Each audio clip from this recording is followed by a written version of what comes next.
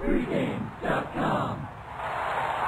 Welcome back to Pregame.tv. Brady Kannon here with you alongside Bryan Leonard. Videos are back and football season is here. We're going to be here each and every Tuesday night to give out some free picks and talk football in general, maybe a little baseball, maybe a little golf. Still a little golf left on the horizon, but having some fun right now as we head into preseason week 2 in the NFL. And we want to just talk about some general thoughts about handicapping preseason week number 2 in the NFL. Bryan, talk to me about what's on your mind going into this week. Yeah, basically what I try to do is I want to play contrarian. If a team looked bad last week, I'm more inclined to play on them because a lot of people overreact with what they see in the preseason, especially when you're not playing your starters very long. So you'll see a team that looked really good. And like right now, all I've heard all week long is, oh, my God, I don't want any part of the Dallas Cowboys. Take a look at Houston. Houston gets shut out. I mean, nobody wants to take any part of these teams. Those are usually the kind of teams that I'm looking to play. Now, also, would you say because of that poor performance in week 1, do you think there's the emphasis on improving upon that? Now, I know there's a lot of coaches out there that don't take the preseason too seriously, but I would still think that they want to perform better, whether it translates into a win or loss. I mean, you're always looking to progress. Yeah, you definitely want to look better, especially if you're a team, for example, Houston. Houston was a team that was expected to be really good last year. Obviously, they weren't. Right. And then to come out in your first preseason game and get shut out and get beat, I think it was 32-0. Yeah, 35-0. Something like that. That can't be good. So you know if there's anybody who's coming to have a good performance this week, it's going to be Houston. Whereas the general person who's looking at the game, they go, they were terrible last year. This is the same team. So I think there's some value there. And I also from the same standpoint, I look for totals that way too. And we kind of touched on this back in your Miami Tampa Bay thing. If the offense looked really bad last week, you know what they're working on this week. Absolutely, in practice. Now, do you also buy into the theory that the starters might play a little bit more as you go into week 2 and then week 3? You know, we know that progression. Do you think the starters maybe see a little bit more time in week 2? Yeah, every team is going to be a little bit different. If you have a lot of veterans and they've been around for a long time, they're not going to play as long. Right. The coach is going to want to look, because in reality, this is probably their best chance to look at the back end of their roster, because next week, the dress rehearsal week or whatever, they won't play as often. But every team is treated a little bit differently. So, you know, that's one of the things that we talked about taping this on Tuesday.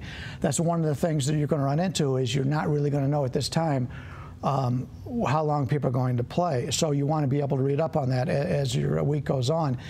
Coaches will come out and tell you. A lot of them are very honest about how long people are going to play. Yeah, absolutely. That's what we talked about earlier as well. I'm always keeping my ear close to the news wire about what these coaches have to say, because you can find out a lot in the preseason about how they're going to approach the game. Now, these coaches, a lot of them that are really trying to win preseason games, and you can look up the records of these guys. There's guys like Joe Philbin and Lovie Smith that we talked about the Miami-Tampa Bay game.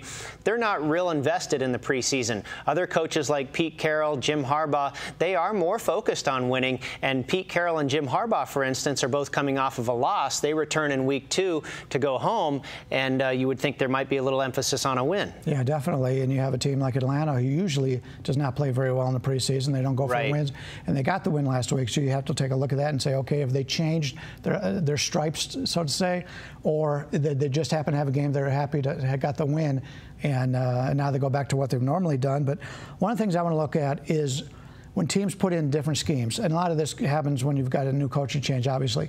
You're putting in, the Giants putting in a new offensive scheme.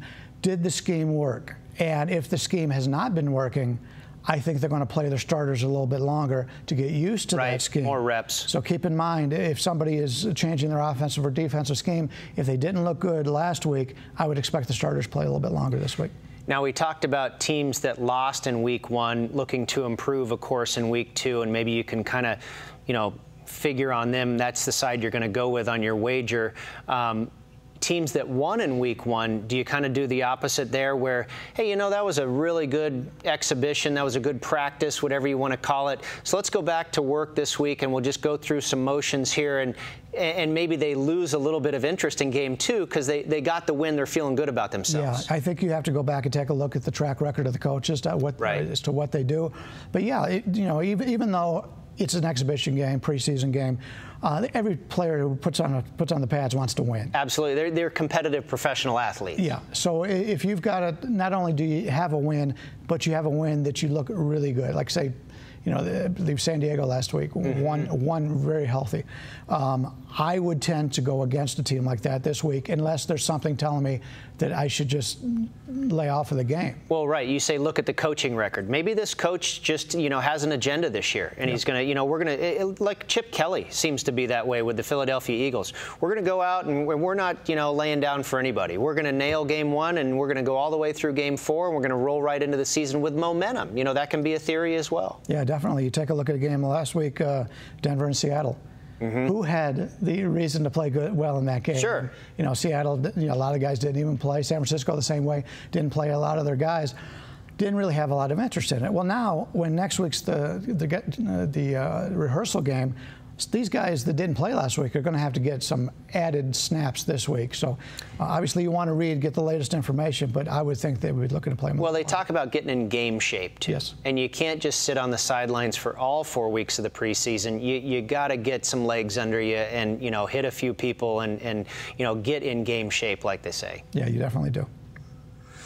Well, that'll do it for preseason week 2. Some discussion there on how to handicap the games coming up this week.